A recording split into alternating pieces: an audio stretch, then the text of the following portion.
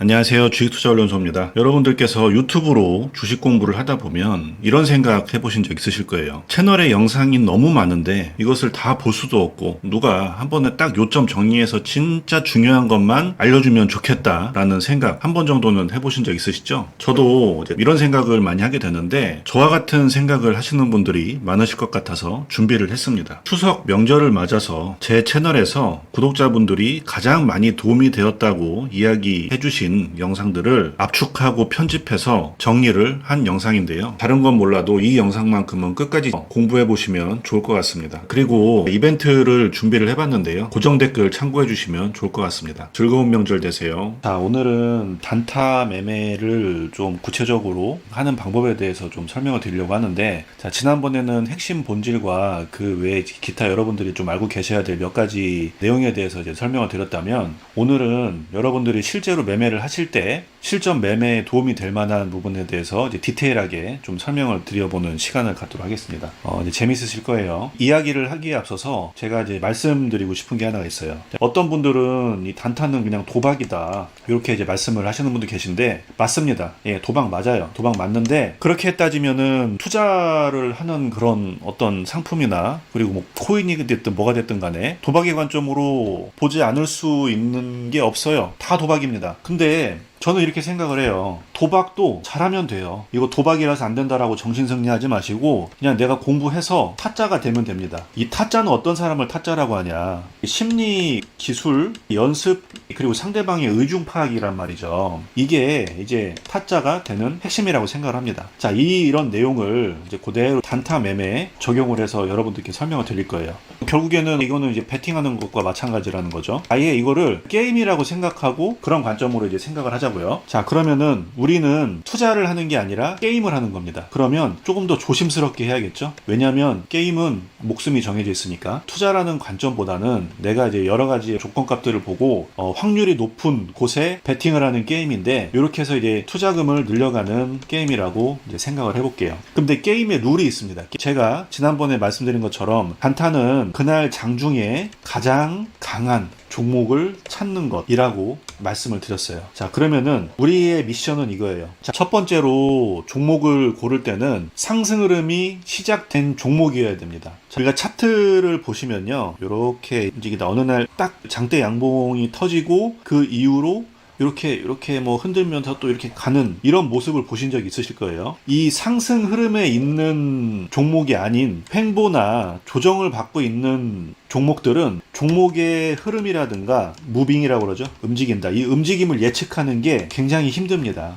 예, 힘들어요. 진짜 뭐 어떤 그 패턴이 없어요. 예를 들어서 상승을 하다가 조정을 받을 때 20일 이평선을 터치를 하더라도 상승 중인 종목은 다시 재반등을 하는 반면에 횡보나 이제 조정을 받고 있는 차트들은 21선을 그냥 그대로 깨서 이렇게 쭉 내려가는 경우도 많다는 얘기죠. 자, 그러면 확률적으로 무조건 상승 중인 거, 거래량이 터지고 돈이 들어왔고 많은 사람들의 관심을 갖고 있는 종목만 관심을 갖는다. 이게 이제 첫 번째 조건이라는 거예요. 그러면은 우리가 종목이 전체가 2,500개가 있는데 이 중에서 확 압축이 될 거예요. 많게는 한 20, 30개에서 뭐 또 적게는 한 10개 미만으로요. 왜냐면 테마가 계속 돌고 도는데, 이제 다른 테마들은 하루나 이틀 정도 가고, 예, 또 조정 한참 받다가 이제 그 다음에 가고, 뭐 그런 패턴을 많이 보이죠. 근데 내가 운 나쁘게도 강한 테마와 이제 약한 테마를 구분하지 못해서 이런 약한 테마에 들어갔다. 그러면 그냥 초반에 그냥 물린 상태로 계속 내려가는 거예요. 다음에 얘가 올라갈 때까지. 그래서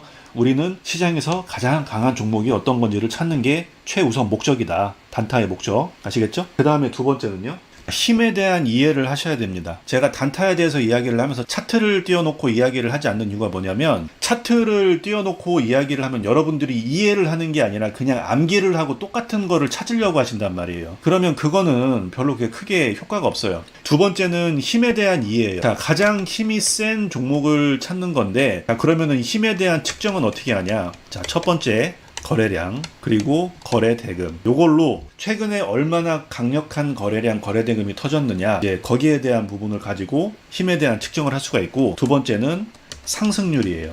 이건 뭐냐면 이 테마가 상한가 한 번 가고 두 번 가고 3번 가고 아니면은 바닥에서 시작이 돼서 이제 최고점까지 몇 퍼센트를 갖는가. 저 같은 경우는 최소 2주, 3주 이내에 30% 이상 움직인 종목만 매수를 합니다. 자, 결국에는 추세가 좋은 종목이라는 거예요. 추세가 강한 종목도 이 힘에 대한 부분을 측정할 수 있는 기준이 되는 거죠. 그 다음에 세 번째는 물이라고 할까요? 강한 테마가 형성이 될 때는 자, 대장주가 나왔어요. 예를 들어서 초전도체 같은 경우는 처음에 선암 나왔죠. 그 다음에 덕성 나오고 그 다음에 신성 델타테크 이렇게 이제 지금 바뀌면서 그 외에 이제 관련됐다라고 하는 종목들이 한 10개가 넘게 나왔죠. 이런 무리들을 얼마나 많이 이루고 있는가. 이 세 가지가 힘을 측정하는 그런 어떤 기준이 된다라고 이제 말씀을 드리는 거예요. 자, 그러면 내가 이제 종목을 고른다. 첫 번째, 거래량과 거래대금이 충분히 터졌는가. 그리고 두 번째, 처음 시작되고 고점 찍고 조정 받기까지 몇 퍼센트가 올랐나. 그리고 세 번째, 이것과 관련해서 얼마나 많은 파생되는 종목들이 나왔는가. 요거를 보고 내가 얼마나 지금 강한 종목을 매수를 하는지 측정을 할 수가 있다는 거죠. 그리고 세 번째는 관성과 탄력의 어떤 움직임과 흐름, 여기에 대해서 이해를 하셔야 됩니다. 주가가 움직이는 것은 결국에 힘의 이동이에요. 사고자 하는 사람과 팔고자 하는 사람의 싸움이에요. 싸움. 사고자 하는 사람이 많으면 이렇게 위로 올라갈 것이고 팔고자 하는 사람이 많으면 이렇게 내려갑니다. 격투기를 할 때도 일방적으로 맞기만 하는 사람이 없죠. 치고 받고 치고 받고 치고 받고 싸웁니다. 자, 이게 결국엔 뭐냐면 파동이에요. 파동.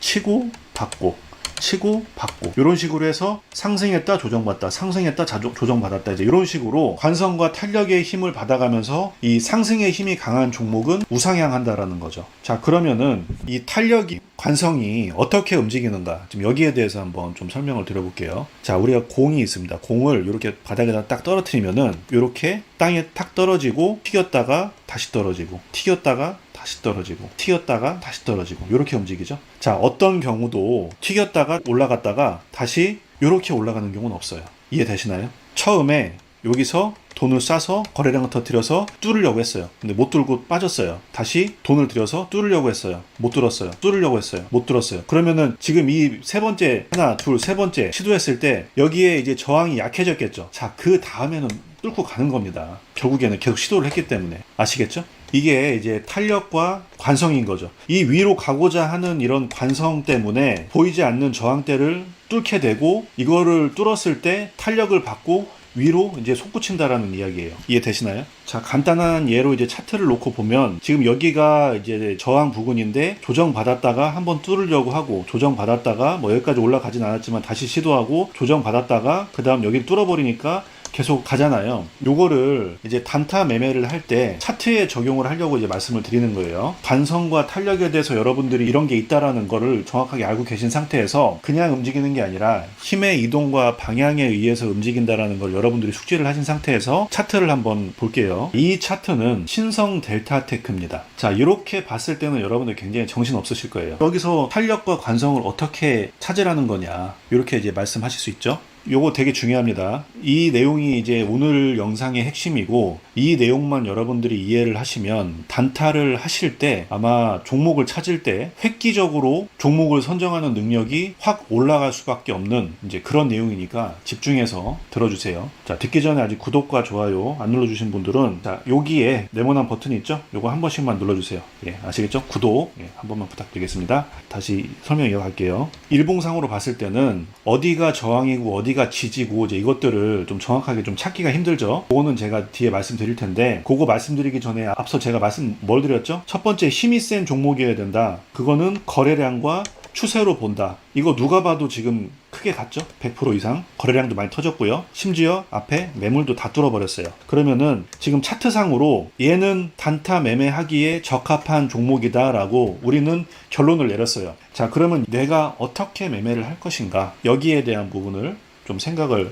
해보자면 요거를 이 일봉을요 분봉으로 한번 쪼개서 볼게요. 분봉으로 몇 분봉으로 보냐, 보통 우리가 단타를 할 때는 이제 3분봉으로 보긴 하는데 요걸로 보면은 좀 헷갈리니까 저는 여러분들께서 좀 편하게 보시라고 하루가 390분이잖아요. 요거를 39분 봉으로 이제 한번 또 편하게 이제 보기 좋게 이렇게 바꿔봤습니다. 39분 봉으로 바꿔봤어요. 요거는 여러분들 취향껏 하시면 돼요. 10분 봉을 하셔도 되고, 뭐 60분 봉을 하셔도 되고, 편하신 대로 하십시오. 자, 그리고 이거를 중요하게 생각되는 그 선을 좀 표시를 해볼게요. 자, 10분, 390분이 하루니까 11선은 1일선이 되는 거예요. 1일선이. 그죠?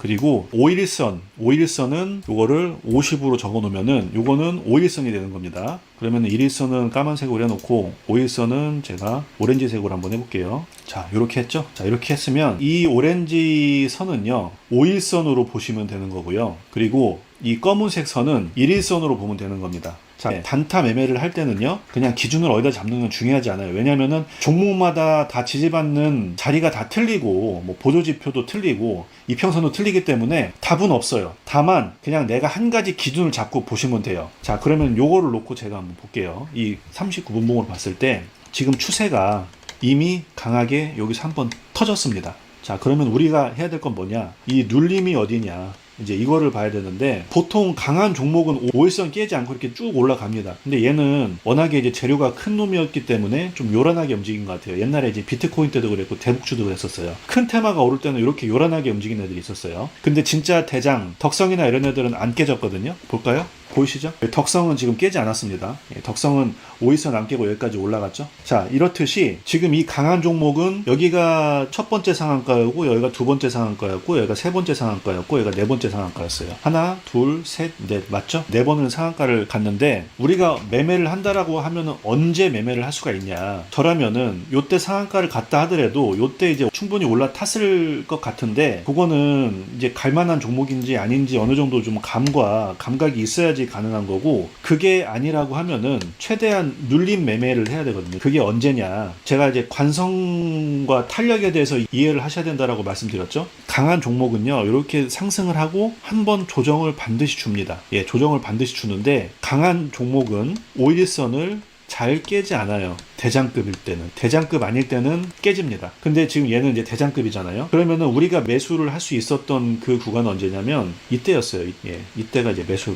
타이밍이었어요. 5일선에 가장 가까웠을 때. 만약에 이때를 놓쳤다라고 하면은 그 다음 타이밍은 언제냐? 요때입니다. 요때. 언제? 1일선을 돌파했을 때. 아시겠죠? 아니면 여기 상한가의 전고점을 돌파를 했을 때. 자, 그러면은 지금 여러분들이 생각했을 때 요만큼만 먹고 끝내라는 거냐, 이제 이렇게 생각할 수 있는데, 요거 그렇게 적진 않습니다. 자, 여기서부터 여기까지 거의 한 15% 구간 나와요. 뭐 끝까지 다 먹기도 힘들죠. 보통 이제 뭐 단타 할 때는 2, 3%만 먹고 나와도 이제 뭐 잘 먹었다고 얘기하니까, 여기서부터 여기까지 15% 구간이 나오는 거예요. 대신에 여러분들이 요걸 보고 계셔야겠죠. 근데 이제 여러분들이 여기서 해석할 수 있는 건 뭐냐면, 자, 이미 이 종목 같은 경우는 상승 추세를 이어가고 있는데 심지어 아주 강하게 움직이고 있다. 이렇게 이제 해석을 하시면 돼요. 그 말은 뭐냐면 앞으로도 내가 먹을 게 많다. 얼만큼? 여기서부터 여기까지는 내가 중간에 한번 물린다 하더라도 충분히 빠져나올 수 있는 기회를 준다라는 거예요. 그러면 여러분들은 제가 말씀드린 상승 추세가 좋고 힘이 좋고 거래량이 들어왔고, 그리고 이제 바닥에서 여기까지 최소 뭐 한 30% 50% 이상 간 종목 중에서 테마가 센 종목을 골랐다라고 하면은 이 구간 안에서 놓으시면 된다라는 겁니다. 이게 단타예요.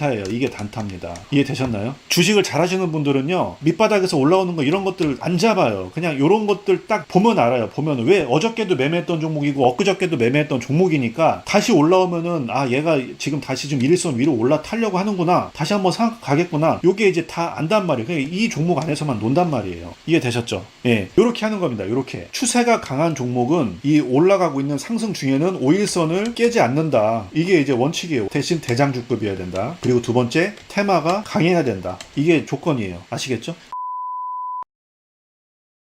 네, 안녕하세요. 주식투자훈련소입니다. 오늘 이야기할 내용은 세력이 있는 주식과 없는 주식을 구분하는 방법에 대해서 이야기를 해보도록 하겠습니다.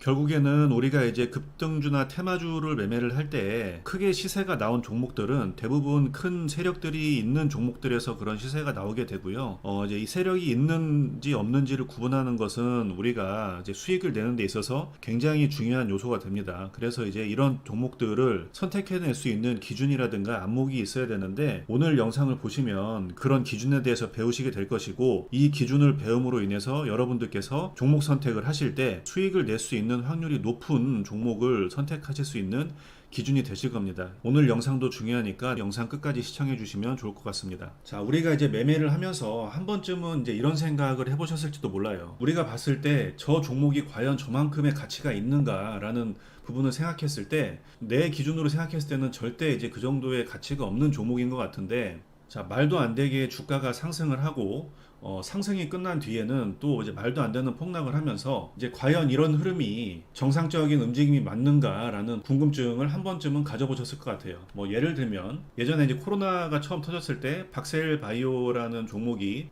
바닥에서 이제 고점까지 거의 한 15배 이상, 한 거의 한 20배 가까이 이렇게 상승을 했었던 적도 있고요. 그리고 비덴트라는 종목인데 과거에 바닥에서 고점까지 대략 1000% 넘게 이렇게 상승을 한 종목이 있습니다. 뭐 차트를 돌려보시면 뭐 이런 종목이 한두 개가 아니라 굉장히 많다라는 것을 확인하실 수 있으실 거예요. 그러면 여러분들이 이제 가져야 할 의문은, 이게 진짜 이 주식을 사려고 하는 사람들이 많아서 이렇게 주가가 올라간 것인가 라는 겁니다.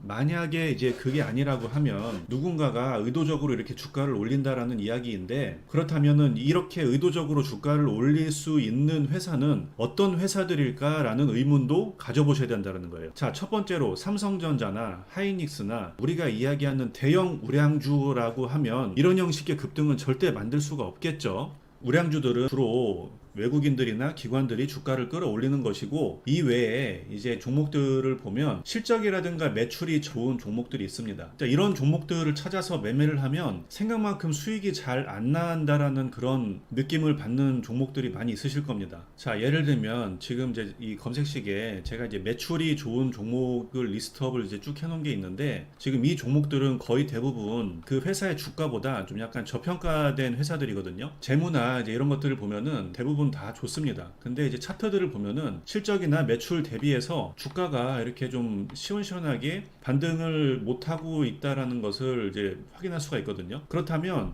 왜 이런 현상이 생길까? 좀 여기에 대해서부터 의문을 가져보셔야 된다는 거죠. 생각을 해볼게요. 자, 세력들 입장에서 주가를 올리기 위해서는 반드시 그 대주주와의 협의가 있어야 됩니다. 대주주와 협의가 되지 않으면 주가를 마음대로 할 수가 없어요. 예를 들어서 내가 힘들게 매집을 해서 주가를 뭐 한 10배 20배 올려놨는데 대주주가 주식을 던져버리면 어떻게 합니까? 큰일 나겠죠. 그런 경우가 생길 수 있기 때문에 우리가 생각하는 정말 좋다라고 생각되는 주식들은 우리가 흔히 이야기하는 작전이라는 것을 할 수가 없다라는 거예요. 그래서 급등하는 종목들의 이제 특징들을 보면은 이 회사가 왜 이렇게까지 올라가는 거지? 재무나 이런 것들도 별로 그렇게 좋지 않은 것 같은데 도대체 이게 5배, 10배를 갈 종목인가? 이제 이런 생각이 드는 종목들이 굉장히 많으실 거예요. 자, 그렇다면은 제가 앞서 말씀드린 내용이 정리가 되죠? 세력들이 주가를 올리기 위해서는 결국에는 시가총액이 너무 커서 주가를 좌지우지할 수 없는 이제 이런 주식이나, 아니면 회사를 정상적으로 너무나도 잘 운영을 하고 있고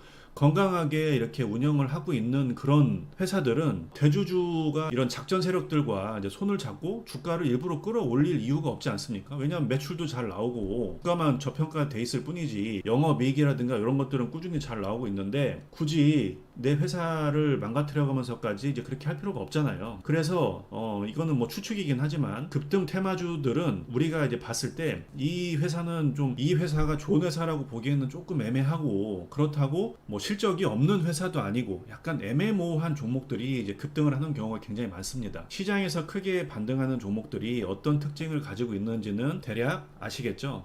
자, 그렇다면 이제 이런 내용들을 기반으로 해서 어떤 기준에 부합하는 종목들이 세력이 있다라고 판단을 하는지를 이야기를 해보도록 하겠습니다. 자, 우선 첫 번째는 상한가가 있는 종목이거든요. 자, 이 화살표는 상한가가 나왔을 때 이렇게 이제 화살표로 표시가 됩니다. 첫 번째로 세력이 있다라고 이제 보는 기준은 이 상한가가 있냐 없냐를 놓고 저는 세력이 있다 없다를 판단을 하고 있습니다. 자, 그러면 차트를 이렇게 쭉 돌려보시면, 자, 상한가가 나온 종목들이 이렇게 한눈에 보이죠. 자, 그러면 아까 제가 이제 보여드렸던 그 실적이 좋은 종목들을 이렇게 쭉 돌려보면요, 상한가가 나온 종목들이 생각보다 그렇게 많지가 않습니다. 그죠? 쭉 돌려봤을 때. 자, 그러면 금요일 기준으로 전일 대비 등락률 상위하고 거래대금 상위 종목을 한번 쭉 돌려볼게요. 이 빨간색 화살표가 상한가라고 했죠? 상한가 나왔죠. 여기도 상한가 있고 상한가 또 나왔고요.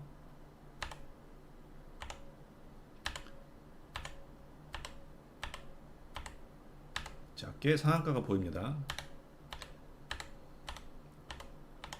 자, 이런 식으로 아까 본 종목들보다는 상한가가 많이 보이잖아요. 자, 그러면 같은 조건이면 내가 이제 세력이 있는 종목들을 매매를 해야 빠르게 이제 반등할 수 있는 그런 조건이 성립이 되니까 같은 조건이면 상한가가 있는 종목을 매수를 하시는 게 좀 유리하시겠죠. 자, 두 번째는 거래 대금입니다. 자, 이 밑에 이 검은색 화살표는 뭐냐면 거래 대금이 1000억 이상 터졌을 때 이렇게 이제 찍히게 제가 이제 이제 만들어 놓은 거거든요. 근데 이제 거래 대금이 터진다라는 기준이 좀 애매모호하잖아요. 이제 예를 들어서 삼성전자처럼 시가총액이 큰 종목이 거래대금이 하루에 1000억 터지는 거랑 시가총액이 작은 종목이 거래대금이 1000억이 터지는 거랑은 다르기 때문에 제가 이야기하는 것은 시가총액 대비해서 거래대금이 많이 터진 종목을 말씀을 드리는 거예요. 자, 예를 들어서 이 종목 같은 경우는 KEC라는 종목인데 시가총액이 지금 4천억이 안 되는데 이 거래대금이 1000억 이상씩 터지면서 거래가 활발하게 이루어지고 있죠. 이제 이것은 뭐냐면 이 종목에 이제 돈이 돌고 있다라는 이야기입니다. 다른 종목들도 볼까요? 이 랩지노믹스라는 종목도 그렇고 대동전자도 1000억 이상 터진 적은 처음이죠. 근데 시가총액이 오늘 기준으로 1,500억이네요. 이제 이것도 세력이 있는 종목이라고 이제 볼 수가 있는 거고요. 박셀바이오도 이제 굉장히 거래량이 많이 터졌었고, 유틸렉스도 거래량이 많이 터졌었고, 지금 쭉 보시면 이제 거래량 터진 모습이 보이죠. 이렇게 검은색으로 이제 보기 쉽게 이런 식으로 이제 확인을 할 수가 있는 거고요. 또 반대로 실적이 좋은 종목을 제가 또 위에서부터 한번 돌려보겠습니다. 자, 어떤가요? 누가 봐도 좋은 종목인데 재무상으로 지금 거래량이 이제 크게 터진 종목이 잘 안 보이죠. 오늘 제가 이제 알려드린 내용에서 여러분들이 이제 아셔야 될 부분이 뭐냐면, 우리가 이제 투자를 할 때 회사가 좋아서 아주 길게 장기적으로 이 회사에 대한 미래의 가치를 기대를 하고 투자를 하는 방법과, 그리고 내가 빠르게 수익을 내기 위해서 매매해야 할 종목에 대한 구분이 이루어져야 된다라는 겁니다. 이런 구분이 정확하게 되지 않으면 결국에는 아까 이제 말씀드린 대로 회사도 좋고 실적이 좋으면서 주가가 상승할 종목을 찾는다라는 게 어떻게 보면은 좀 이치에 안 맞는다라는 거죠. 여러분들이 이 실적 좋은 회사의 오너라고 생각을 해보세요. 세력들한테 주가가 좌지우지 되는 그런 상황을 만들겠습니까? 절대 안 만들죠. 그러니까 결국에는 세력 입장에서는 회사가 약간 좀 오늘 내일 하거나, 대주주 입장에서 좀 돈이 급하거나 주가를 인위적으로 상승시킴으로 인해서 혜택을 보는 것에 대해서 동의를 하지 못하는 회사들은 결국에는 우리가 이제 보는 그런 큰 상승을 기대하기 힘들다라는 겁니다. 물론 시장이 좋아져서 대세 상승이 이루어지거나 뭐 아니면 특별한 호재가 있어서 이제 정말 사람들이 많이 매수를 해서 이제 올라가는 경우도 있을 수 있겠지만은, 보편적으로 봤을 때 이제 그런 경우보다는 세력과 대주주가 결탁을 해서 주가를 크게 상승시키는 경우가 더 많다라는 거죠. 자, 그럼 다시 한번 정리해 볼까요? 자, 세력들 입장에서는 작은 비용을 들여서 큰 시세를 만들어서 수익 처리를 하는 게 목적인데, 너무 크고 우량한 주식은 그런 작업을 할 수가 없고, 그렇다고 너무 좋은 회사들, 매출이 잘 나오는 건전한 회사들의 대주주와도 그런 어떤 결탁을 하기가 어렵다.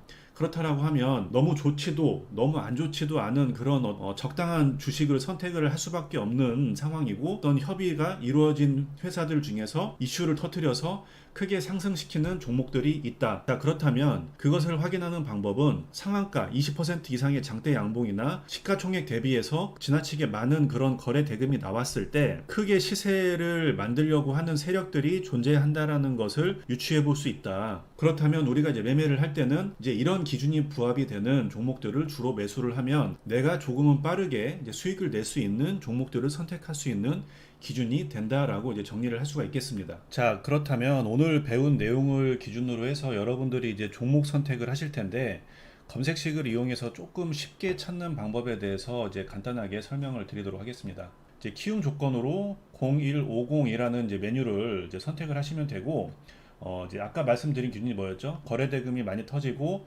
그리고 이제 상한가가 나온 종목들 이제 이렇게 선택을 할 수가 있다라고 이제 설명드렸죠. 자, 그렇다면 시세 분석에서요. 한 달 이내에 20봉이죠. 한 달 이내 20봉 이내에 25% 이상 상승한 종목 기준을 한번 해볼게요. 자, 그리고 이제 두 번째, 거래대금이 많이 터진 종목을 선택을 해야 되잖아요. 자, 이렇게 거래대금이라고 검색을 하시면 기간 내 거래 대금이라는 메뉴가 있습니다. 선택을 하면 여기서 이제 1일 기준으로 아까 한 달 기준 했으니까 20봉 이내에 지금 단위가 100만으로 되어 있잖아요. 1000억 이상 터진 종목을 할 건지 700억 이상 터진 종목을 할 건지 500억 이상 터진 종목을 할 건지는 선택을 하시면 됩니다.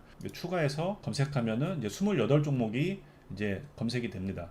자, 여기에서 또 한번 대상 변경이라는 걸 눌러서 여기에서 내가 거르고 싶은 종목들 있잖아요. 스펙이나 TN이나 ETF나 환기 종목, 그리고 관리 종목, 증거금 100% 종목, 정리매매, 이제 이 종목들은 제외를 할게요. 그래서 확인을 하고 검색을 하니까 20종목이 나왔어요. 최근에 이제 거래량도 없고 장이 안 좋다 보니까 이제 생각보다 많이 안 나왔어요. 그러면 여기 나온 종목을 가지고 이제 기준에 부합하는 종목이 있는지 이제 찾아볼 수가 있는 거죠.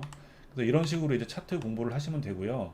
만약에 여기 있는 종목이 조금 좀 적은 것 같다라고 하시면 이 기준치를 조금 낮추시면 됩니다. 500억으로 바꾼다든지 이 퍼센테이지를 20% 이상으로 바꾼다든지 조금 이제 기준을 낮추는 방법도 있어요. 자, 제가 이제 아까 상한가라고 말씀은 드렸지만 사실 이제 그 양봉을 20% 이상 만드는 것도 일반 개인이 할 수 없거든요. 그래서 이제 이런 두 가지 기준만 가지고도 얼마든지 종목을 찾을 수가 있고, 이제 이렇게 선택해봐야 지금 한 달 동안에 이 조건에 부합되는 종목이 40개밖에 안 나와요. 그러면 이 40종목 안에서 이제 여러분들이 이제 내가 매매할 종목을 이제 선택하실 수가 있는 거고, 압축이 되기 때문에 여러분들이 이제 종목 선정하는 데 드리는 시간이 많이 절약이 되겠죠.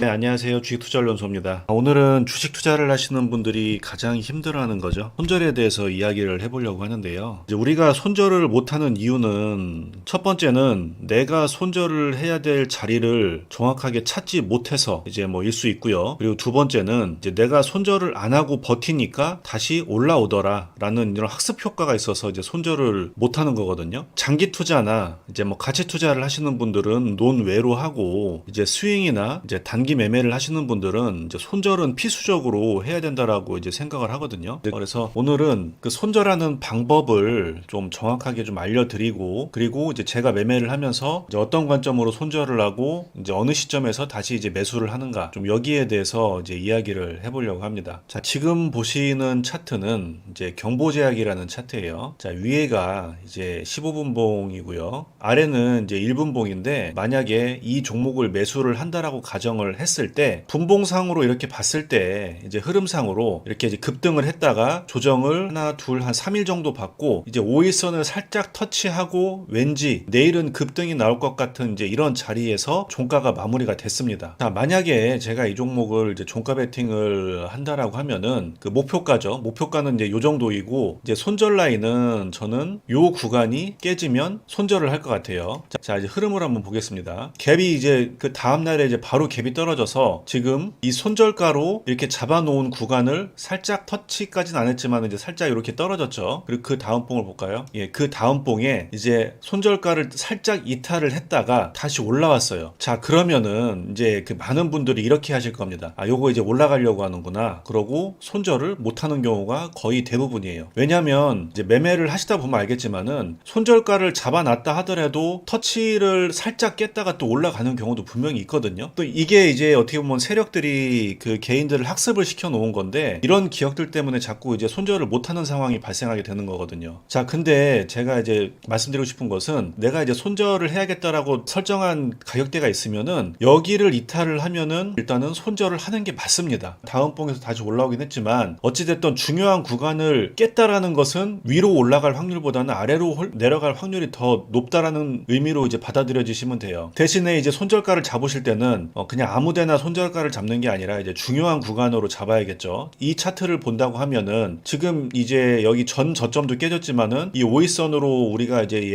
기준을 잡아놨던 이 선도 이탈을 했기 때문에 손절을 해야 될 이유가 두 가지나 생긴 겁니다. 근데 그 이유로 볼까요? 자, 이렇게 이제 더 내려가기 시작했죠. 자, 이런 식으로 이제 또 다시 횡보를 하다가 올라갈까 말까 이제 이런 식으로 움직이고 있죠. 그래서 이거를 버티면은 자꾸 올라가는 그런 기억들이 있기 때문에 여러분들이 자꾸 손절을 못 하시는데요. 돼요. 그렇게 하시면 안 되고 일단 여기를 이탈을 했으면 손절가로 잡아놓은 곳이 이탈을 했으면 손절을 해야 됩니다. 자, 그러면은 여기서 여기까지 대략 한 4% 정도의 이제 손실 구간이 나왔는데 손절을 했다 치고 그러면은 어디서 다시 매수를 해야 될까? 이제 여기에 대해서 이제 말씀드려보면은 제가 아까 뭐라고 말씀드렸죠? 일단 이 손절 구간이라 함은 이제 지지와 저항을 보고 중요한 자리라고 판단이 되는 자리에서 손절 구간을 잡아야 된다고 말씀드렸잖아요. 그러면 제가 만약에 이 종목 다시 매수를 한다라고 하면은 이 손절가를 돌파를 하는 시점에 이제 매수를 한다라는 거예요. 자, 그러면은 우리가 이제 매수는 여기서 했고 목표가는 여기를 잡았고 그리고 손절가를 여기를 잡아간다고 했을 때 여기서 이탈을 해서 정리를 한다라고 했을 때 이제 향후의 흐름을 보고 그리고 다시 재매수를 한다라고 하면 이 손절가 잡아놓은 부분을 이제 다시 돌파를 하면은 제가 이제 매수를 한다라고 말씀드렸죠. 자, 지켜보겠습니다. 이런 식으로 이렇게 쭉 계속 하락을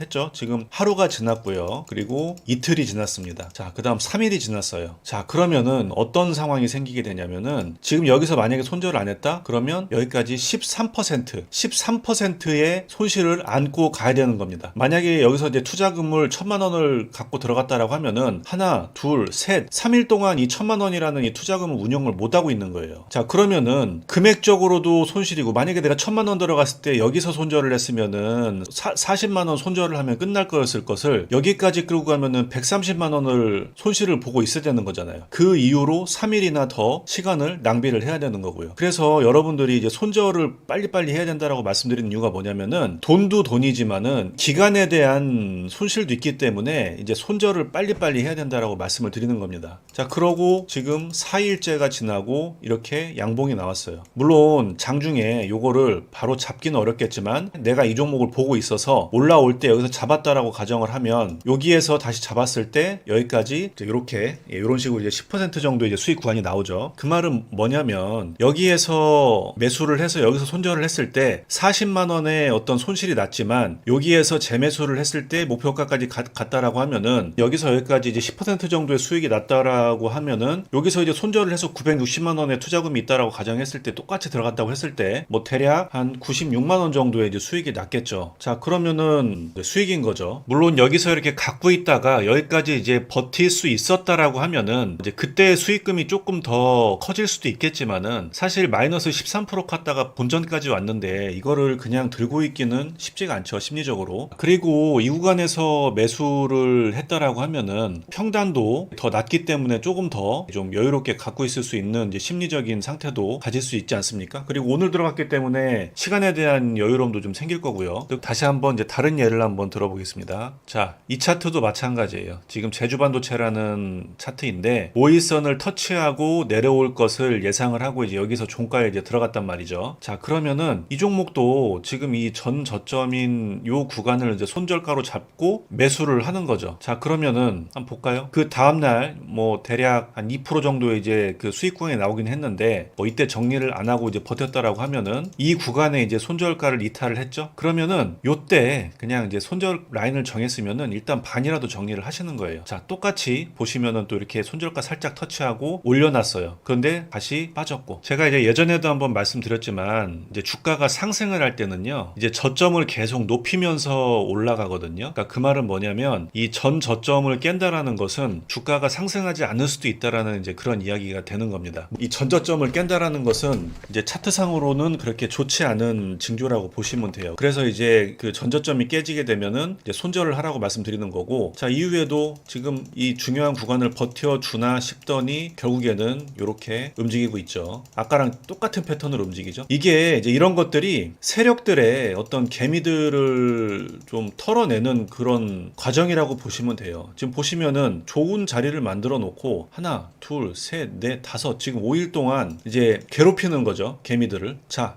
요때 이제 그 다음날 이렇게 이제 터치를 했어요. 그럼 요때 이제 다시 좀 지켜보다가 요 위로 올라가면은 그때 매수를 들어갈 수가 있겠죠.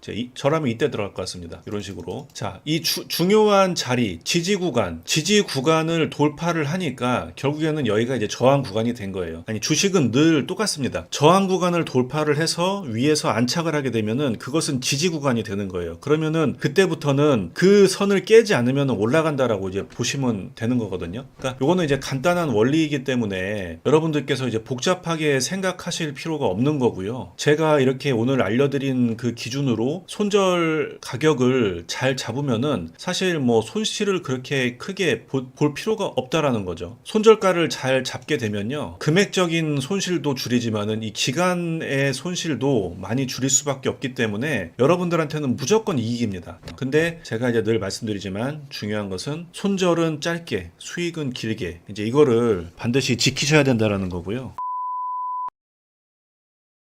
네, 안녕하세요. 주식투자연구소입니다. 자, 오늘은 주가가 상승하는 원리라는 주제를 가지고 이야기를 해보려고 하는데요. 오늘 영상 진짜 이제 중요할 수 있는 부분이니까 영상 시작 전에 이제 구독과 좋아요, 알림 설정 부탁드리겠습니다. 이제 본론으로 들어와서요. 자, 우리가 아주 기본적인 부분부터 생각을 해볼게요. 자, 만약에 이제 세력들이 주가를 올리기 위해서는 뭐가 필요할까부터 생각을 하면 아주 간단합니다. 주가를 올리기 위해서는요, 주식이 필요해요. 이건 이제 물론 돈이 필요하다 이렇게 얘기하시는 분도 계시겠지만은 그 돈은 결국에는 주식을 사기 위해서 필요한 거겠죠. 자, 그러면 주식이 왜 필요하냐? 한 회사에서 발행하는 주식은요, 개수가 정해져 있습니다. 자, 예를 들어서 이제 이렇게 생각을 해보시면 돼요. A라는 회사가 있는데 이 회사가 주식을 1000주를 발행을 했다라고 가정을 할게요. 자, 근데 지금 이 주식의 그 가격이 1000원이야. 자, 그러면 이 주식의 가격을 올리려면 어떻게 해야 되냐? 간단합니다. 우리가 이제 아파트 거래할 때 생각하면 되거든요. 아파트를 거래하는 것처럼 예를 들어서 A라는 아파트가 1억에 거래가 됐어요. 근데 이제 이틀 뒤에 이제 똑같은 단지에 있는 아파트가 1억 2천에 거래가 됐습니다. 그리고 이제 그 다음에 C라는 아파트, 똑같은 단지에 있는 C라는 아파트가 1억 4천에 거래가 됐어요. 자, 그러면은 이 아파트의 이제 시세는 처음에는 1억으로 시작을 했지만 이 위에서 이렇게 매수가 되고 있으면 이 시세가 이제 1억 3천에서 1억 4천 정도로 이제 확정이 되겠죠. 이제 그런 것처럼 이렇게 이제 될 수 있는 이유는 다른 사람들의 물량이 없고 파는 사람이 없기 때문에 이렇게 가격이 올라가는 게 가능한 겁니다. 자, 반대로 마찬가지로 주식 같은 경우도 이 A라는 회사의 주식이 1000주가 발행이 됐다라고 하면은 여기에서 80% 이상을 만약에 갖고 있다? 그러면 이 80%라는 주식을 내가 갖고 팔지 않으면 이 20%의 주식만 시장에 유통이 되는 거잖아요. 그러면은 결국에는 이 20%, 이 200주가 거래되는 가격이 시세가 되는 거예요. 그러면 세력들 입장에서는 주가를 올리기 위해서는 당연히 이 주식이 필요로 하겠죠. 자, 그러면 내가 세력이야. 그러면은 이제 이 주가를 올리고 싶으면 가장 먼저 해야 될 거는 뭘까요? 자, 첫 번째는 회사를 골라야겠죠. 이 회사가 대주주 지분이 어느 정도 있어야 하고, 그리고 이제 대주주와 이야기가 돼야 합니다. 왜냐? 주가를 다 올렸는데 이 대주주에서 물량을 다 던지고 해버리면은 이제 돈을 이제 좀 세력 입장에서는 굉장히 큰 손실을 볼 수밖에 없게 되겠죠. 그래서 이 대주주와의 이제 이야기가 어느 되고 안전장치를 하고 최소한 대주주가 물량을 함부로 던지지 못하는 그런 상황을 만들어 놓겠죠. 자, 그러면 예를 들어서 이 대주주 지분이 대략 한 50% 정도 된다라고 가정을 할게요. 그러면은 시중에 유통이 되고 있는 물량이 한 50% 정도가 되겠죠. 자, 그러면 이것을 모으는 작업을 시작을 하는 겁니다. 자, 그럼 여기서부터 시작이 됐을 때 이 주가가 오르고 내리고 이제 이것들이 시작이 되는 거거든요. 자, 그러면은 이제 회사를 골랐어. 근데 여기서 이제 여러분들이 아셔야 될 건 뭐냐면 회사가 너무 좋아도 사실 좀 작전을 하기가 어렵습니다. 자, 여러분들이 대주주 입장에서 회사가 잘 나가고 있고 매출도 좋고 탄탄하고 뭐 아쉬울 게 없는데 이 작전 세력들이랑 손잡고 뭐 이런 짓을 할까요? 안 해요. 이제 이런 부분들 때문에 우리가 생각했을 때는 이제 좋은 회사라서 올라갈 것 같은데 주가가 안 올라가는 경우가 많이 있죠. 그게 왜 그러냐?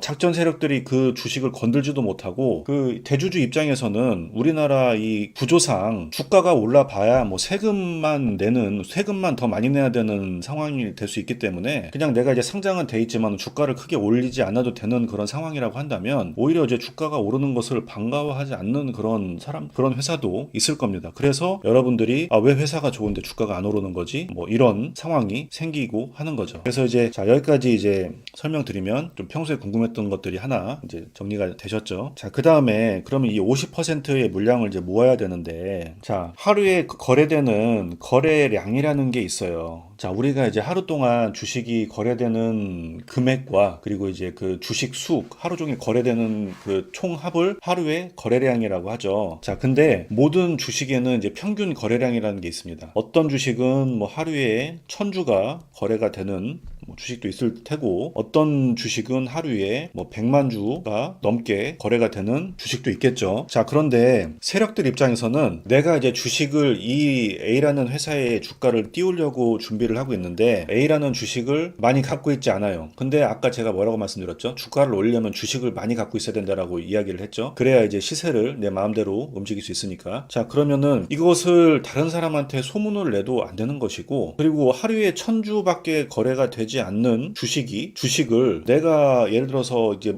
모아야 될 주식이 뭐 한 2천만 주다라고 했을 때 이거를 다 사고 싶다고 살 수가 있나요? 못 사죠. 하루에 거래가 하루 전체 거래량이 1000주밖에 안 나오는 주식을 한꺼번에 사고 싶다고 해서 이제 시장가로 긁어버리면은 이런 소외된 거래량, 평소에 이제 거래량도 없고 거래 대금도 없던 주식은 상한가가 나오겠죠. 근데 당연히 이런 짓을 안 하겠죠. 세력들 입장에서는 바보가 아닌 이상. 그래서 이 긴 시간을 거쳐서 주식을 뭐 하루에는 뭐 20주, 뭐 하루에 30주, 100주, 또 다시 20주, 50주 티가 안 나게 야금야금 이제 긁어 모으는 거예요. 아시겠죠? 그래서 이제 그 기간을 우리는 횡보라고 이야기를 합니다. 주가가 이제 안 움직이는 그 구간을. 자, 그러다가 가끔씩 이렇게 이제 확 거래량도 올라가고 장대 양봉 나왔다가 윗골이 남기고 이렇게 이제 다시 원상태로 돌아가는 이제 이런 캔들이 나올 때가 있어요. 이거는 언제냐? 이제 세력들이 이제 물량 테스트를 하거나, 이건 뭐냐면 내가 주가를 올렸을 때 따라오는 개미들이 얼마나 되는가, 또는 주가를 확 올렸을 때 나한테 던지는 물량이 얼마나 되는가, 뭐 이런 거를 테스트를 하기 위함이기도 하고, 또 어떤 경우는 이제 자기네들끼리 이제 자전 거래를 해서 좀 물량을 주고 받기도 하고, 이제 뭐 이런 현상들이 나타날 때 우리가 이제 윗꼬리에 당했네 하는 이야기를 많이 하는데, 이제 이런 현상이 나타날 수도 있다라는 거죠. 자, 그러면은 이제 이렇게 이제 횡보를 하면서 주식을 야금야금 모아가면서 그 다음에 어느 정도 준비가 됐어. 우리가 이제 100% 중에 50%는 대주주가 가지고 있고, 그리고 이제 50%를 모으려고 하는데 열심히 이제 뭐 한 6개월, 1년 모으다 보니까 이 중에 한 35% 정도는 내가 다 모았어요. 자, 그러면은 준비가 다 됐습니다. 자, 그럼 주가를 이제 올릴 준비를 해야겠죠? 그럼 여기서 이제 어떤 액션을 취하냐? 거래량을 동반한 장대 양봉이 나옵니다. 자, 상한가를 만들 수도 있고요. 그리고 뭐 20% 이상 이제 긴 양봉을 만들 수도 있고요. 자, 요렇게 올리고 나면 그 앞에 물려 있던 개미들이 뭐 이제 계속 물려 있었는데 이제 갑자기 상한가가 나왔어. 자, 그럼 어떻게 하겠습니까? 던지겠죠. 여러분들 그러시잖아요. 계속 물려 있는데 갑자기 이렇게 막 본전이 오면은 다 던질 거 아닙니까? 그런 분들 되게 많으실 거잖아요. 예, 던집니다. 그러면은 세력들은 이거를 다 받아야 돼요. 자, 다 받아야 됩니다. 그러니까 이 말은 뭐냐? 이 개미들이 던지는 물량들을 받아서 좀 가격은 더 비싸지만은 이 물량을 조금 더 늘리는 작업을 하는 거죠. 자, 이 과정에서 이제 우리가 조금 좀 헷갈린 상황이 이제 벌어지는 건데, 일단 우리가 여기가 시작인 건 알겠어. 자, 근데 여기서 이제 패턴들이 어떻게 나오냐? 자, 주가를 이렇게 올리고 조정을 거의 안 거치고 이렇게 계속 올라가는 이런 형태의 이제 주식이 있고요. 진짜 강한 종목이죠. 자, 이런 형태의 종목이 있고, 그리고 이렇게 올리고 거의 이제 시작까지 뺐다가 이렇게 이제 올라가는 종목이 있고요. 그리고 이제 일단 올리고 옆에서 이제 횡보를 하다가 또 이제 이렇게 올라가는 종목이 있고요. 패턴은 좀 더 여러 가지가 있는데 요거를 A, B, C라고 이제 해볼게요. 자, 그러면은 제가 이제 그림을 그려드린 패턴과 비슷한 차트를 많이 보셨을 겁니다. 자, 근데 제가 이제 이런 것들이 나타나는 종목들의 특징과 현상을 좀 설명을 드리려고 하는데, 이 A라는 패턴이 나오는 종목들은요, 보통 이제 잡주에서 많이 나와요. 그 말은 뭐냐? 이제 시총도 작고, 그리고 야, 이거 재무나 이런 것들 봤을 때 들어가기가 좀 무섭다. 그리고 이거를 왜 올라가는지도 모르겠고, 하지만 계속 올라간다. 이런 종목들이 간혹 가다가 이제 나중에 대장으로 바뀌는 경우도 있지만, 일반적으로는 왜 이런 현상이 일어나냐면은 이제 무서우니까 사람들이, 개미들이 타지를 못하는 거예요. 그래서 주가도 가벼우니까 이렇게 계속 올라가는 현상들이 나타날 수 있다. 제가 지금 차트가 기억이 나지 않는데 뭐 늘 이런 패턴들의 이제 종목들이 이제 있었죠. B의 패턴을 보여주는 이제 종목들은 어떤 종목들이냐? 이제 지수의 흐름이 좀 상승으로 가려는 듯 하다가 이제 하락을 하고 있는 상황에 이제 이런 패턴들이 많이 나와요. 어떤 경우냐면 지수가 계속 이제 밑으로 꼬라박다가 올라가려고 준비를 했는데 시장 분위기상 계속 빠졌다가 개미들도 많이 털렸을 거 아닙니까? 이제 그래서 이럴 때 이제 차트가 죽었다고 생각하고 사람들이 이제 관심을 안 갖고 있을 때 갑자기 또 얼마 안 되는 돈을 가지고 뭐 상한가를 만든다든지, 요즘에는 유행인지 모르겠는데 그냥 점상을 만들어 버리더라고요. 아예 개미들 타지를 못하게. 뭐 이런 패턴으로 일단은 이 전고점을 돌파해서 시세를 만들어 놓는다, 이런 패턴들도 이제 많이 보실 수가 있고요. 그리고 이제 C형 패턴들 같은 경우는 상승장에 좀 약간 좀 장이 괜찮다 싶을 때 주가를 올려놓고 에코프로 같은 뭐 이제 이런 종목들 있지 않습니까? 이제 뭐 시총에 따라서 테마에 따라서 그 종목 성질에 따라서 약간 다를 수 있는데, 이제 이렇게 좀 시총이 있는 종목들은 이렇게 올려놓고 좀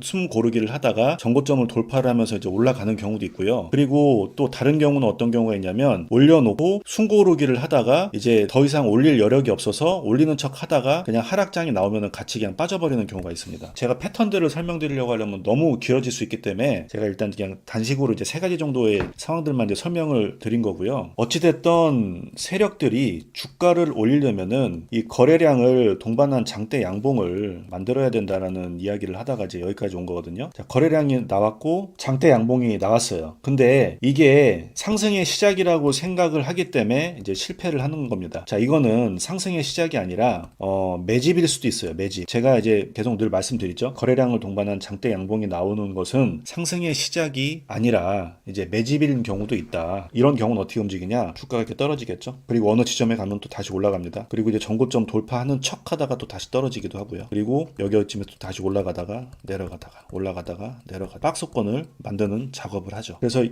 구간에서도 이제 매집을 하는 거예요. 아까 이제 물량이 제가 한 35% 정도 모았다고 했는데, 예를 들어서 더 필요하다고 할 때, 물량이 더 필요하다고 할 때 이제 세력들이 이제 이런 패턴의 차트를 만들어 놓는 거죠. 자, 그러다가 본격적인 상승을 한다라고 하면은, 자, 주가가 어느 날 위로 이렇게 또 올라와서 딱 여기까지 이제 요 정도에 대해서 이제 마무리를 지켰죠. 자, 그러면 사람들이 어떻게 생각하냐? 아, 요번에도 굴하겠지. 요번에도 또 저러다 빠지겠지. 관망합니다. 그런데 웬걸 여기서 또 이렇게 올라가는 거죠. 이게 이제 상승의 시작이 되는 거예요. 자, 그러면 이 구간에서 박스권을 탈출을 한 거예요. 자, 그 다음에는 주가가 이제 본격적으로 오르기 위해서는요, 장대 양봉이 나오고 나서 연속적으로 거래가 터진 종목을 선택을 해야 된다. 물론 이 위에서는 주가가 올랐다 내렸다 이제 난리를 칠 겁니다. 하지만 이 거래량 차트에는 어떤 종목은 A라는 종목이 있고 이제 B라는 종목이 있는데, 똑같이 장대 양봉을 만들어 놓고 어떤 종목은 옆에 횡보를 하면서 거래량이 계속 없는 종목이 있는 반면에, 어떤 종목은 하루는 거래량이 빵 터트리고 하루는 거래량이 없다가 또 그 다음날에는 또 거래량이 터졌다가 또 그 다음날에는 좀 올랐다가 또 그 다음에 터지고 이제 이런 식으로 이 연속적으로 이제 터지는 그 종목들이 있어요. 그러면은 A와 B와, 자, 그렇다고 하면은 이 B군에 있는 종목이 상승을 하지 않는다라는 건 아니지만 확률적으로 A가 조금 더 상승의 시작일 가능성이 높기 때문에 이런 종목들을 선택을 하시라고 말씀을 드리는 겁니다. 아시겠죠? 자, 이 정도의 상황이 되면은 어떤 일들이 생기냐? 사람들의 이제 관심이 쏠리게 되죠. 자, 근데 여기서 이제 추가로 주가를 더 올리기 위해서는 세력들이 뭐가 필요하냐? 테마가 있어야 되고 재료가 있어야 된다라는 거예요. 안 그러면은 사람들이 이제 이렇게 생각할 거 아니에요. 왜 오르지? 여기에 대한 명분을 만들어주기 위해서 이미 만들어진 차트에다가 테마를 붙여주고 재료를 붙여주는 거예요. 제가 옛날에 주식 초보 때는요, 이 재료가 있으면은 주가가 움직이는 거라고 생각을 했는데 그게 아닙니다. 차트를 다 만들어 놓고 재료를 붙이는 거예요. 이게 순서입니다.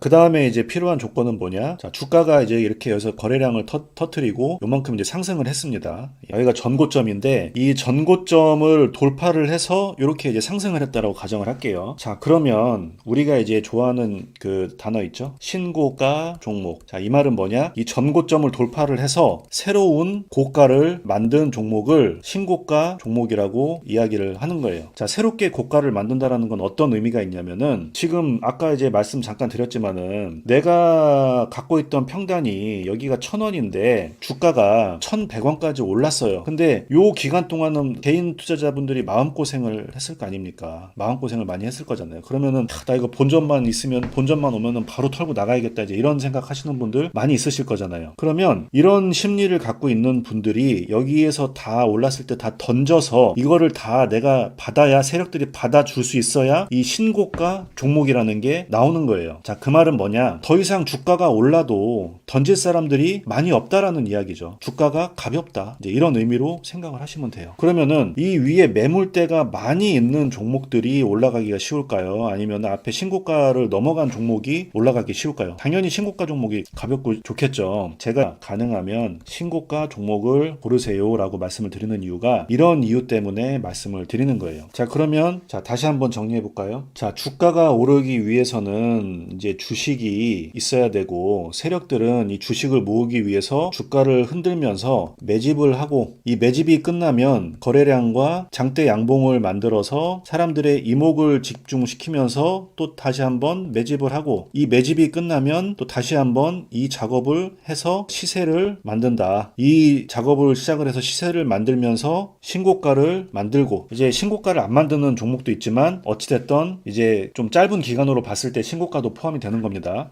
그 다음에 그러면 이제 개미들이 탑승을 하죠. 요 앞에 이제 뭐가 있냐, 테마를 붙이고 그리고 이제 거래량을 지속적으로 발생을 시키면서 돈을 쓰면서 이제 이게 주가를 올리면 개미들이 이제 조금씩 탑승을 합니다. 그래서 이제 주가를 또 올리고, 그리고 고점에 가면, 이 주가 고점에 가면은 이제 더 좋은 뉴스 이런 것들을 내보내죠. 그리고 분위기를 띄우면서 더 갈 것 같은 이제 그런 분위기를 만들죠. 자, 그러면 이제 어떤 일이 생기냐? 또 개미가 또 탑니다. 자, 그러면 이 물량들을 세력들은 개미들에게 떠넘기고, 떠넘기고 주가는 하락을 하죠. 이 패턴으로 가는 거예요. 자, 여기서 이제 한 가지 추가로 조금 더 말씀드리면, 차트로 말씀드리면은 아마 요런 차트가 될 겁니다. 요 정도 여기서부터 이제 털기가 나오겠죠. 자, 근데 요런 경우가 있어요. 이렇게 다시 올라가려고 하는 경우가 있어요. 이게 이제 어떤 경우가 있냐? 첫 번째 경우는 전고점을 뚫고 더 올라가려는 그런 흐름이 될 수도 있겠고요. 두 번째 경우는 이렇게 이제 올라가는 척하다가 내리는 경우가 있습니다. 이거를 뭐라고 하냐? 우리가 전문 용어로 설거지, 설거지. 이렇게 이게 맞나요? 이게 설거지라고 하죠. 그래서 이제 이 패턴에 당하는 사람들도 굉장히 많죠. 근데 이제 이 구간에 물리면요, 답도 없습니다. 금방 못 나와요. 좀 이런 패턴에 당하지 않게 이제 조심을 하셔야 될 거고. 자, 여기서 이제 한 가지 더 좀 제가 설명을 드리자라고 하면은, 우리가 하락장의 매매를 좀 안 하는 게 좋다라고 이제 말씀드리지 않습니까? 자, 그 이유가 뭐냐? 아까처럼 이렇게 주가가 차트가 만들어진 이런 신고가 종목이 좀 많아야 되는데, 지금은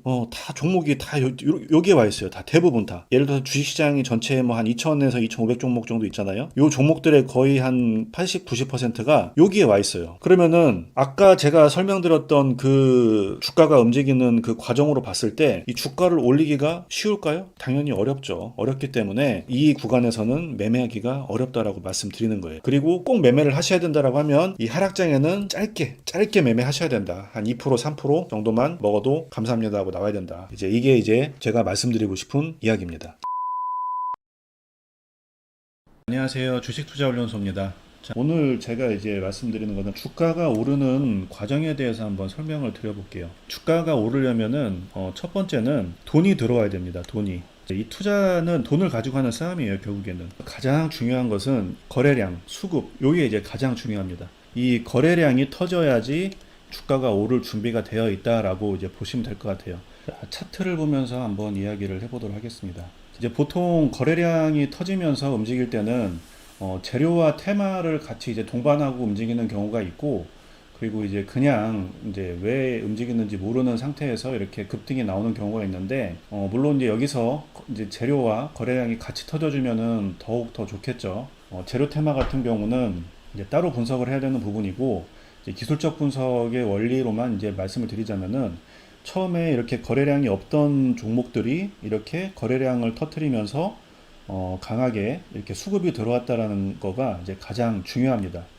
그리고 이제 두 번째는요, 이런 흐름을 만들게 되면 이 구간에서 이제 매물대가 생길 수밖에 없거든요. 매물대가 생겼다라는 것은 상승을 하는 것을 보고 어떤 개인들이나 세력들이 이제 의도를 가지고 여기에 이렇게 이제 물린 사람이 많이 있다라는 겁니다. 이렇게 윗꼬리를 만들어 놓고 여기에 이제 매물대를 만들어 놓는 거죠. 여기 이제 개인들이 이제 물려 있겠죠. 의도적으로 이제 이렇게 하락을 시켰거나, 그러면은 여기에 이제 매물대가 이렇게 쌓이게 되는 겁니다. 그 말은 뭐냐면 이 구간을 인위적으로 만든다는 거예요. 자, 왜냐? 조정 거의 없이 이렇게 계속 올라가는 종목들도 있어요. 이런 종목들은 한번 빠지게 되면은 그냥 계속 빠집니다. 왜냐하면은 이 지지를 받을 수 있는 구간이었기 때문에 원웨이로 계속 이렇게 하락을 한다라는 거죠. 이렇게 힘들게 올려놓은 세력들 입장에서도 다시 올리는데 너무 힘들기 때문에 이런 패턴들의 종목들은 요것만 먹고 끝난다라는 이제 생각으로 이제 움직이는 거라고 보면 되고요. 조금 크게 가려고 이제 준비하는 종목들은 대부분 이렇게 매물대를 만들어 놓은 다음에 주가를 계속 이렇게 하락을 시킵니다. 하락을 시키면서 조정을 받고 한 번 더 떨어졌다가 올리든지 아니면은 올리는 척 하다가 빠지든지 아니면 요 구간쯤에서 갑자기 뭐 그 다음날 갭으로 떠서 이렇게 장대 양봉을 만든다든지 그러니까 이런 패턴들로 움직인다는 거예요. 다시 한번 쉽게 좀 설명드리면 주가가 오르고 여기서 이제 매물대를 만들고 주가를 하락시킨 다음에 어느 정도 조정을 거쳐서 이렇게 상승을 한다는 거죠. 자, 이해되셨죠? 여기서 첫 번째로 거래량이 필요한 거고 그 다음에 여기에서 이제 조정이 필요한 겁니다. 그리고 조정이 끝나고 나면 이 지금 매물대를 만들어 놓은 과정을 뚫고 이렇게 상승을 하는 과정, 이게 이제 주가가 오르는 원리입니다. 이제 이 원리를 여러분들이 이제 좀 꼭 기억을 해 주셔야 됩니다. 그러면 자, 예를 들어서 제가 지금 설명드린 것처럼 이런 식으로 이제 주가가 움직인다라고 가정했을 때 여기서 이제 매매의 어떤 형태를 결정을 해야 되는 거예요. 첫 번째로 나는 그 주식을 계속 보고 있을 시간이 없기 때문에 이제 스윙 매매를 원한다라고 하면 이 조정을 받는 자리, 예, 뭐 이런 자리들, 이런 자리를 찾는 것이 이제 스윙 매매를 하는 방법인 거고요. 자, 근데 전제 조건이 있어야겠죠. 여기에서 이렇게 상승을 한 이 상황이 매집을 위한 거래량이냐, 아니면 상승을 위한 거래량이냐, 이것을 구분을 해야 된다는 겁니다. 근데 이것을 처음에는 이제 구분하기가 어렵죠. 만약에 매집을 하기 위한 거래량이라고 하면 이렇게 이제 거래가 빵 터지면서 주가가 오르면서도 올랐다 치더라도 이게 여기서 어느 정도 이제 조정을 받고 올라가는 게 아니라 매집을 위한 거래량이었다라고 하면은 이렇게 이제 올렸다가 계속 아래로 빠지는 경우도 있어요. 예, 그러다가 이제 올리는 패턴으로. 이런 경우는 좀 버티기 힘들겠죠? 근데 이런 패턴들이 언제 나오냐면은 하락장에 나옵니다. 그냥 이제 보통 평범한 장이라고 하면 이제 이런 패턴으로 움직여 간다라는 거죠. 만약에 내가 이제 평소에 매매를 좀 자주 할 시간이 없다라고 하면은 이런 구간에서 이제 조정에 이제 스윙으로 들어갈 수가 있고요. 만약에 그게 아니고 단기 매매를 하고 싶다라고 하면은 요 구간을 찾는 겁니다. 예, 이렇게 돌파하는 구간. 근데 여러분들이 알고 계셔야 될 것은 제가 이제 차트는 이렇게 그려놨지만 자, 여기가 이제 거래량이 터져서 장대 양봉이 나온 자리라고 이제 가정을 하고요. 이렇게 해서 바로 올라갈 수도 있고요. 이렇게 해서 내려가는 척 하다가 올라갈 수도 있고요. 그리고 요 자리에서 계속 머물다가 이렇게 올라갈 수도 있고 뭐 아주 형태가 여러 가지입니다. 결국 중요한 거는 요 구간을 넘어가야 된다는 거. 이 구간을 넘어갈 수밖에 없다라는 거. 그래서 우리가 이제 가장 많이 물리는 자리가 어디냐면은 이제 이렇게 해서 올라갈 때 이 자리에서 속임수가 가장 많이 나와요. 올릴 것처럼 하다가 팍 빼버리는 경우. 이런 이야기 들어보셨는지 모르겠지만 쌍봉이 무섭다라고 하죠. 그래서 올리는 척 하다가 이렇게 내리 꽂는 경우도 있고 여기서 이제 머물다가 이렇게 좀 여기 있는 매물들을 다 소화를 하고 이렇게 올라가는 경우도 있죠. 이 패턴들이 너무나도 다양하기 때문에 이것을 정형화해서 말씀드리기가 좀 어렵습니다. 예. 그래서 제가 이제 기법보다는 원리를 알고 있는 것이 중요하다고 말씀드리는 게 이것을 알게 되면은 결국에는 주가는 이렇게 해서 여기를 가는 과정이다 라는 걸 알고 있으면 이것만 가지고 얼마든지 응용을 해서 지금 현재 시장이 어떤 흐름으로 가고 있는지를 파악을 할 수가 있다라는 거죠. 그러면 거기에 맞는 패턴을 내가 이제 찾아서 그냥 매매를 하는 겁니다. 제가 이제 지금 말씀드린 내용에 대한 부분을 가지고 차트를 한번 살펴볼게요. 자, 여기 보시면 제가 아까 말씀드린 것처럼 여기 거래량을 이렇게 이제 터트려서 만들어 놓고 조정 기간을 이제 한참 거친 다음에 다시 지금 이 자리까지 왔죠. 그러면 지금 이 정고점을 넘어가느냐 이제 못 넘어가느냐 이제 그 시점인데 제가 아까 말씀드린 것처럼 여기서 이제 또 한번 오르는 척 하다가 빼고 또 다시 오르거나 이제 이렇게 한다. 그래서 이 과정에서 다시 한번 재차 이제 개인들을 털어내는 과정이 나왔죠. 그 다음에 어떻게 됐나 볼까요? 자, 자, 이렇게 이런 패턴으로 움직이는 겁니다. 결국에는. 자, 여기 매물대 거래량 터지면서 매물대 만들어 놓고 조정받고 또 다시 여기를 재차 돌파를 하는 과정에서 이렇게 이제 개인들을 혼란을 주고 이제 여기를 넘어간 이후부터는 이렇게 상승을 한다. 이것도 마찬가지로 이때 상승을 해서 거래량을 터뜨려 놓고 또 다시 여기를 재차 돌파하는 과정을 거치면서 흔들면서 이렇게 이제 상승을 했다. 뭐 이런 패턴으로 뭐 이 과정에서 이제 대장주냐 아니냐 이제 거기에 따라서 약간씩 차이는 있을 수 있겠지만은 결국에는 매물대를 만들고 조정을 거쳐서 전고점을 돌파를 하고 상승을 한다. 이 패턴은 다 똑같습니다. 자, 그러면은 우리가 이제 해야 될 거는 뭐죠? 처음에 거래량이 터진 종목을 찾는다. 그리고 이게 매집인지 아니면 상승의 시작인지 이거를 파악한다. 요걸로 이제 매집을 하는 종목이라고 이제 생각이 된다라고 하면 매수를 안 하면 되는 거겠죠? 매수를 안 하면 되고 상승 시작이라고 생각이 되면 이제 매수를 하는데 이제 손절가와 그리고 이제 목표가를 정해놓고 내가 대응 방법까지 다 정해놓고 이렇게 이제 매수를 하면 되겠죠? 제가 이제 오늘 말씀드린 내용 하나만 가지고 여러분들이 매매를 하시기에는 이제 좀 많이 벅찰 수 있고요.